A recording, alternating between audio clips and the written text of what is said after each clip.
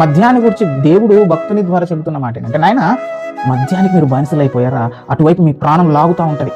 తాగాలి, ఎంత కంట్రోల్ చేసుకున్నా దాన్ని చూడగానే తాగాలి తాగాలి తాగాలని మీ మనసు లాగేస్తూ ఉంటుంది. కానీ అలా మీకు అనిపించినా కానీ దాని వైపు చూడకండి నాయన, మద్యం జోలికి మీరు వెళ్ళకండి. ఎందుకంటే అది ఏం చేస్తుంది తెలుసా, కట్లపాము వల్ల నిన్ను కాటేస్తుంది. కట్లపాము అనేది నిజంగా చాలా విషపూరితమైన జంతువు అండి. అది కాటేస్తే చాలా త్వరగా చచ్చిపోతాడు. కాబట్టి ఆ కట్లపాములో ఉండేది ఏంటి, విషం ఉంటుంది. ఆ కట్లపాము కాటేస్తే మనిషి చచ్చిపోతాడు. అలాగే మద్యానికి బానిస అయితే కూడా నీ జీవిత కాలం తగ్గిపోతుంది, నీ ఆయుష్కాలం ఆవిరైపోతుంది. నాయన నువ్వు డబ్బులు పెట్టి ఆహారం కాని దాని కొరకు రోగాన్ని కొని తెచ్చుకుంటున్నావు అంటే నీ చావును నువ్వే చేతులారా కొనుక్కుంటావు.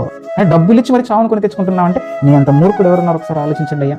ఏమండి, ఈరోజు చాలా మంది ధూమపానం చేస్తూ ఉంటారు, పళ్ళకు బాగా నష్టం పెట్టి రుద్దుతా ఉంటారు. ఆ ధూమపానం చేయడం ద్వారా ఏమంటే ఊపిరితిత్తులు దెబ్బతింటాయి, ఊపిరితిత్తుల క్యాన్సర్ వస్తుంది, నోటి క్యాన్సర్ వస్తుంది. దాని మీద రాసి ఉంటాడు, తయారు చేసిన కంపెనీ వాడే రాస్తాడు, ధూమపానం ఆరోగ్యానికి హానికరం, లేకపోతే మద్యం సేవించడం ఆరోగ్యానికి హానికరం అని చెప్పి ఆ ప్యాక్ మీద అనగా డబ్బా మీద కానీ వేసింటాడు. ఇంత పెద్ద బొమ్మ వేసింటాడు, ఆ నోటి క్యాన్సర్తో బాధపడేటటువంటి వ్యక్తి బొమ్మను. చస్తారా నాయన అనేది హెచ్చరిస్తున్నా కూడా మరలా డబ్బులు ఇచ్చి ఆ చావును కొని తెచ్చుకుంటున్నాం.